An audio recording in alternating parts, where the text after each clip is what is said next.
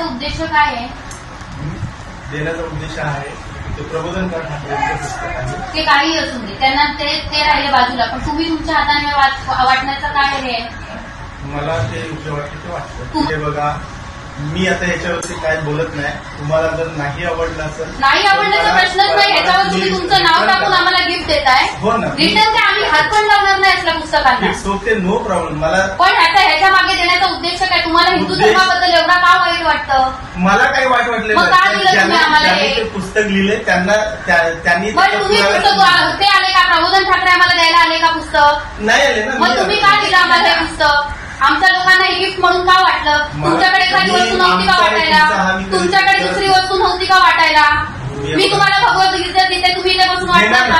घेणार ना? तरी पण मी हे नाही घेणार, कारण की त्यामध्ये भगवद्गीतेमध्ये चांगले सुविचार आहेत. ह्याच्यामध्ये सगळं हिंदू धर्माबद्दल वाईट लिहिलेलं आहे. ठीक आहे, हरकत नाही. तुम्हाला वाटते मी माफी मागावं. मला मी सगळ्यांना माझं समजते, त्याच्यामुळे तुमच्या भावना दुखवल्या असत मी सगळ्यांच्या समोर माफी मागतो. अजून काय? बस. आणि मला तुम्हाला एक एवढं सांगायचंय, तुम्हाला हिंदू धर्माबद्दल एवढं आहे ना, हिंदू धर्मावाल्या मुलींकडून तुम्ही स्टँडअप घेऊ पण नका. चला.